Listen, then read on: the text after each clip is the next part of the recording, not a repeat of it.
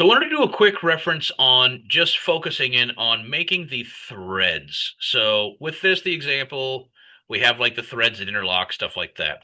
But I wanted to do a quick focus up on making threads just so it's a little more clear. So I'm going to start a new object and I'm just going to make a cylinder. Just as this, again, this is absolutely just a test piece and we'll go up like, I don't know, 15. It doesn't matter. And I could either make this taller and then split it in half using split body, or we can just make two cylinders. So same diff, really. We'll make this concentric.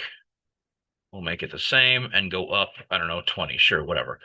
Do not join. I want to new body this. There we go. Now, how we were doing this before is I would have had like a object and then like it already had the surface that I wanted to apply threads by default. But in this one, what I'm going to do is I'm first going to hide one of these. So let's go ahead and label these just because it's easier. Bottom and top. I'm going to hide the top. And in order to apply the threads, I need something to apply the threads because it goes on the inside or outside of a surface, of a perpendicular surface.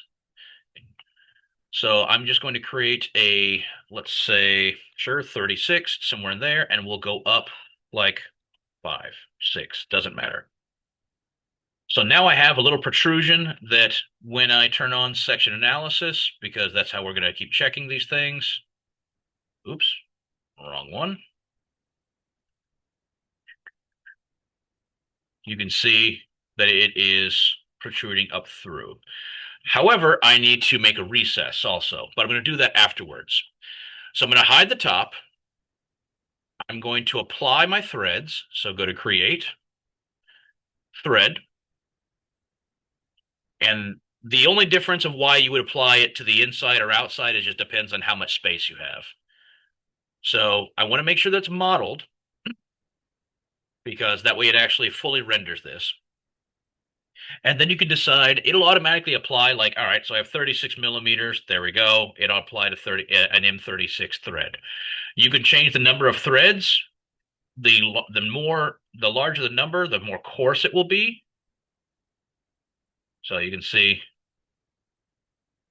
that's not actually how that actually works. It's per millimeter, so 1 per millimeter. But there we go. So we're going to use that one. So it'll save that. So now I still have the top, but how do I get those threads onto the top? That's what we're going to use the combine tool as a cutaway.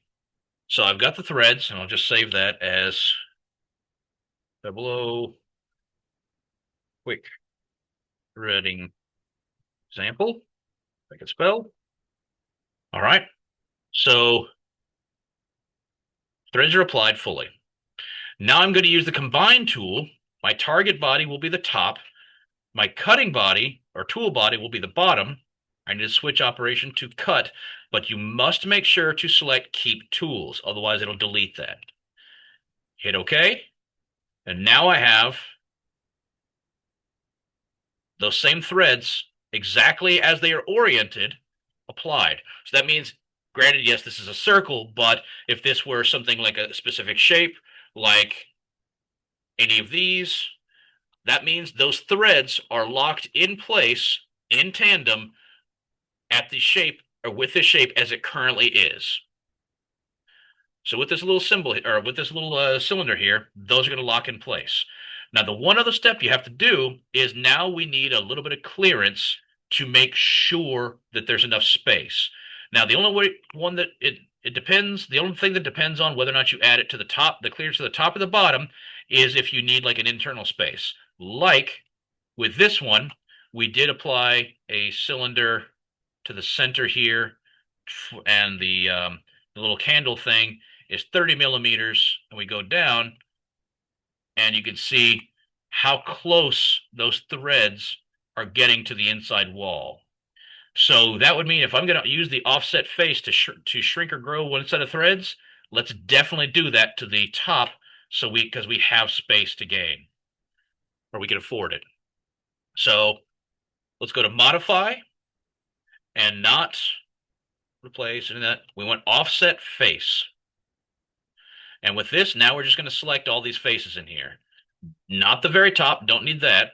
But see, there's one, two, three, and even four. Just got to make sure you get all of the faces of a thread. Let me turn off the section analysis so we can see it more clearly. There we go. And the magic number I've been seeing, or I have found with this one, is 0.15 millimeter offset. So it's wanting to go inward, so we need to type negative 0.15, and that's going to go outward a little bit because it's going the opposite direction that currently is. Hit OK, and I'll turn on section analysis again. And now we have that wee little bit of gap that'll work. Now, should I add a little bit of space up top? It wouldn't hurt. You could offset that top as well, but that's pretty much what's going to work for you. We added a fillet to this one, or not to this one, but to one of these. But that's only because we had some space to fill up down in the bottom. With this little test example, it's solid, so no worries. But we've got a little bit of extra space that will lock them together, or the threads will still function well.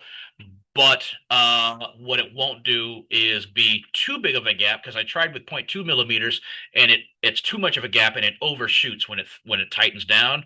So 0.15 seems to work. You will still have to do a little bit of fitment, like sanding a little bit for printing, excuse me, but that should work. You can still work in a little bit of a clearance of, like, let's turn off section analysis, and I could throw in like a little chamfer to top of this thread, but you got to be cautious. Like right now, I want to turn off tangent chain so it doesn't just take off running. So that can work. Let's try a 0.5. That's not too bad. So all that is, I'll hit OK. All that's doing, and I'll turn back on section analysis, is just trying to make where the threads start and stop a little bit more even, or a little bit more accepting. You could also do the same for the bottom. I'm sorry, for what is the top, the negative set of threads. We'll do a chamfer right here, and I'm just working my way around. Exact same thing, just that very bottommost edge there. When we get all the way around, and we'll do another 0.5. Try that.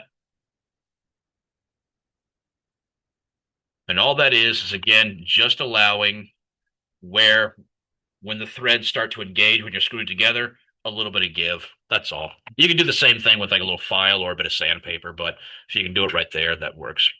So hopefully that helps just clear up the process. It seems like it's a lot of extra steps. It's really not. It's just having, a positive and negative plug there, and then just apply one set of threads like it does down here, or like it shows down here, and then use the combine tool as a cutting tool to cut that same set of threads to match into the opposite side. So that's it.